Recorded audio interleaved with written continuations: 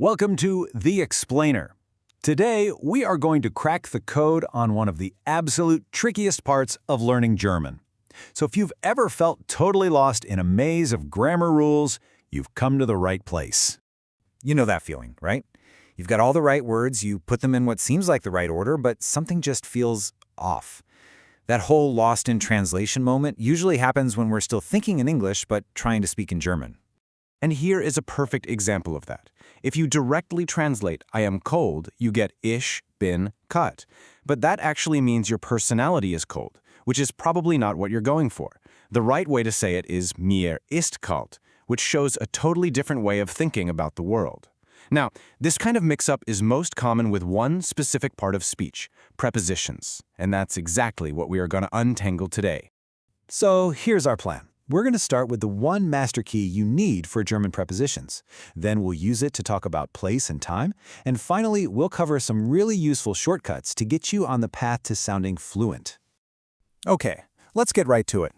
This single concept, the difference between a location and a destination, is the secret to unlocking what feels like the most confusing part of German prepositions.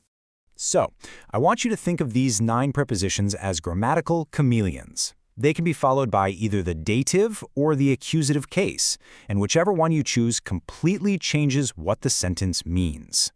So here's the deal, the absolute crucial point. When you use one of these prepositions, you just have to ask yourself one simple question. Are you talking about a fixed, static location? Answering the question, where is it? If so, you use the dative case. Or, are you talking about a destination, a place something is moving towards, answering where is it going? If there's movement to a destination, you use the accusative. That's it. Let's see this in action. It'll make more sense. In this sentence, the jogging is happening at a location, the park. You are already there. You're running around inside it. The park is simply where the action is taking place. So you use in dem Park, which gets shortened to im Park. That's the dative. But look at this one. Here, the park is your destination. You start outside the park, and your movement is directed into it. The park is where you're headed. So this time you use the accusative case, in den Park. This one distinction, location versus destination, is your master key for everything else. Okay, with our master key in hand, let's start mapping the first section of this labyrinth, prepositions of place. So in English, we often just use the word to. But German is way more precise. It can feel a little overwhelming, but really, choosing the right word is pretty easy if you follow this 3-step decision tree in your head. First up, nach is going to be your go-to preposition for most countries, cities, and directions. Just remember the one big exception. Countries that have an article, like die Schweiz for Switzerland. For those, you're going to use in, not nach. So you'd say in die Schweiz. And for the journey back, when you're saying from, the key is to remember that aus literally means out of a physical place, like coming out of a country or out of a building. Von, on the other hand, is for things that originate from a person or a source, like a gift from a friend. All right, let's switch gears and tackle our next challenge, keeping time. German prepositions for time have their own kind of logic, so let's break it down. So, to get a handle on German time prepositions, you first have to understand this core difference. Are you talking about a specific point in time, almost like an address on a calendar? Or are you describing a span of time, a duration? This difference is absolutely key. And as you can see, this whole point versus span thing directly tells you which preposition to use. For example, for, which means ago, has to have a time span, but ab, which means from this point forward, needs a specific point in time. Others, like seit, are a little more flexible. Okay, this one is a classic, a real point of confusion, but also a fantastic shortcut once you get it.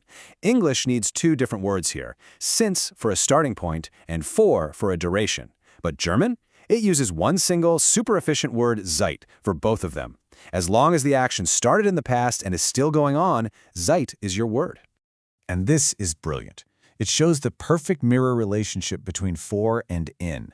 They both work with time spans. For takes that span and places it in the past, relative to right now, what we call ago. And in takes that same span and places it in the future, what we call in. They're total opposites. Okay, we've got the main highways mapped out. Now let's learn some shortcuts, a few little tricks that will really help you sound more like a native speaker. Germans, you'll find, love efficiency. And that's super obvious when you look at their contractions. They very often take a common preposition and the article that comes after it and just smoosh them together into one word. These are some of the most common ones you are going to see and hear all the time. For example, instead of saying zu dem Bahnhof, you will almost always hear zum Bahnhof. Learning these isn't just a nice little shortcut. It's pretty essential for understanding how people actually talk. Another really powerful shortcut is using these da and wa compounds. These little words help you avoid repeating nouns over and over. So instead of saying about the bus, you can use a compound to just say about it. This little exchange right here perfectly captures the relationship. The wo compound asks the question about an object, with what, and the da compound gives the answer, with that, referring back to something you already mentioned. It's a really neat and logical system. So, let's just quickly recap our journey here. We found the master key, which was distinguishing location from destination. We used that key to map out prepositions of place and time. And then, we found some awesome shortcuts to make the path to fluency even faster. You see, the grammar maze isn't so intimidating when you realize it's not just a bunch of random rules, but a system with its own logic. It's a map that you can now read and use with confidence. So, where are you going to go first?